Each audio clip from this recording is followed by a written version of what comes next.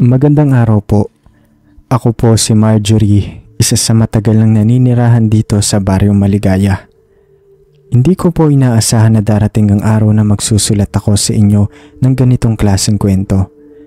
Ngunit sa mga nangyayari dito sa aming baryo noon, pakiramdam ko po ay kailangan kong ibahagi ang aking nasaksihan at nararamdaman bago pa tuluyang mawala ang aming lugar sa mapa.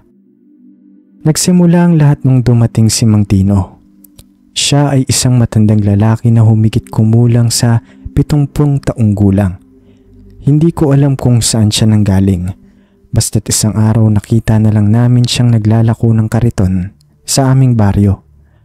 Ang kariton niya ay puno ng iba't ibang pagkain.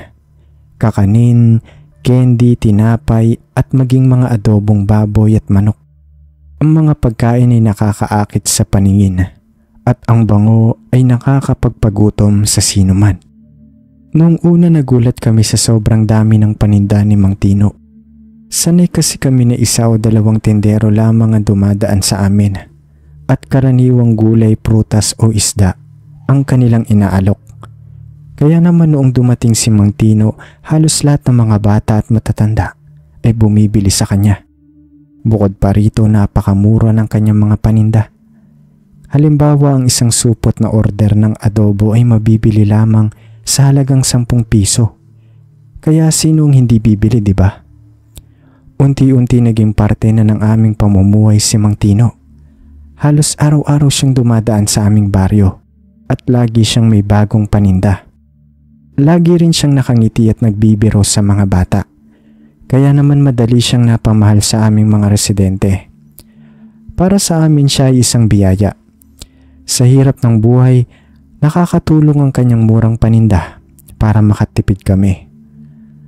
Ngunit sa likod ng kanyang nakakabighaning ngiti at murang paninda, may madilim na lihim na bumabalot sa kanya. Nagsimula ang mga alingas-ngas noong nawala si Bebang. Si Bebang ay isang dalagita na mahilig bumili ng candy kay Mang Tino.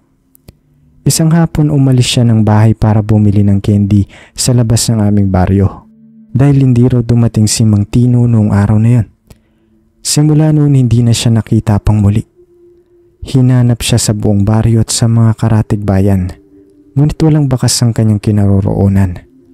Ang tanging nahanap namin ay ang kanyang tsinelas sa may gilid ng kalsada, malapit sa kung saan madalas magpahinga si Mang Tino noon.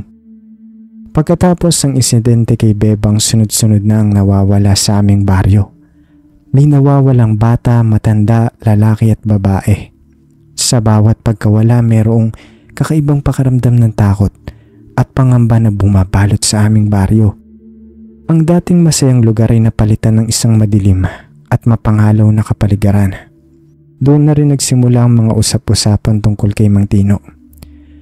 May nagsasabi na nakita nila siyang naglalakad sa gubat tuwing hating gabi na may dalang kakaibang bag. May mga nagsasabi rin na nakita nila siyang nakikipag-usap sa mga aso sa kalsada at tila naiintindihan ng mga hayop ang kanyang sinasabi. Ako rin po mismo ay nakaranas ng kakaibang pangyayari. Isang gabi hindi ako makatulog dahil sa sobrang init. Kaya naman napagpasyahan kong lumabas ng bahay para magpahangin. Habang nakaupo ko sa aming balkonahe, nakita ko si Mang Tino na naglalakad sa kalsada. Ngunit hindi siya naglalakad tulad ng isang normal na tao. Para siyang lumulutang sa hangin at ang kanyang mga mata ay kulay pula noon. Natakot ako ng sobra. Kaya dali-dali akong pumasok sa loob ng bahay at nagkulong sa kwarto. Kinabukasan ikunento ko ang aking nasaksihan sa aking asawa. Noong una hindi siya naniwala sa akin. Ngunit nang marinig niya ang iba pang mga usap-usapan tungkol kay Mang Tino, nagsimula na rin siya magduda. Doon na namin naisipan na imbestigahan si Mang Tino. Sinundan daw siya isang araw at nakita namin pumunta siya sa isang liblib na lugar sa gubat. Doon meron siyang isang lumang kubo. Tumigil daw sila sa malayo at tiningnan ang kanyang ginagawa. Nakita naming pumasok siya sa kubo at pagkatapos ng ilang minuto, lumabas siya na may dalang isang malaking bag. Ang bag ay tila may laman na mabigat dahil hirap na hirap daw siyang buhatin ito. Sinundan pa siya hanggang sa makarating siya sa isang ilog. Doon itinapon niya ang bag sa ilog.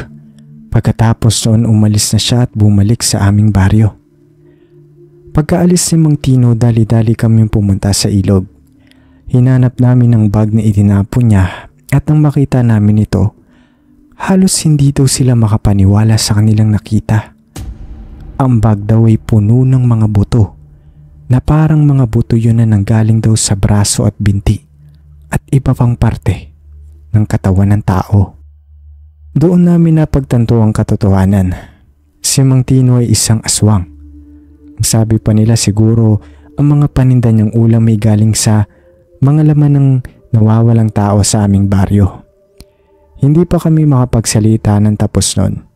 Hindi rin kasi namin alam kung paano niya nagagawa ang lahat ng yon nang nag-iisa. Siguro meron siyang mga kasabwat. Siguro meron siyang mga kapangyarihan na hindi namin kayang intindihin. Ang alam lang namin, kailangan naming pigilan siya noon bago pa masundan ulit ang pagkawala ng mga tao sa amin. Ngunit ang tanong namin, paano namin siya pipigilan? Siya ay isang malakas na nilalang at kami ay mga ordinaryong tao lamang. Wala kaming alam na ritual o panalangin na makakatulong sa amin noon. Wala kaming mga armas na kayang makasakit sa kanya. Kaya naman labis kaming nagulat ng isang araw. Hindi na namin nakita si Mang Tino. Hindi na siya naglilibot sa aming baryo. Hindi na namin naaamoy ang kanyang mga nakakatakam na paninda. Sa una nakaramdam kami ng bahagyang ginhawa. Siguro naisip namin, nalaman niya na binabantayan namin siya. Siguro natakot siya at nagpa siya ng umalis. Ngunit hindi rin nagtagal. Napalitan ng ginhawa ng kaba. Hindi kaya nagpaplano lang siya ng mas malaking plano? Hindi kaya naghahanap siya ng mas madaling mabibiktima? Araw-araw mas lalo kaming nagbantay. Palagi naming tinitingnan ang aming mga bakuran noon. Tinitiyak na nakakandado ang aming mga pinto at bintana. Hindi na namin pinapayagan ang aming mga anak na maglaro sa labas kapag dumidilim na. Pinagsikapan din naming mag-ingat at huwag lumabas tuwing gabi.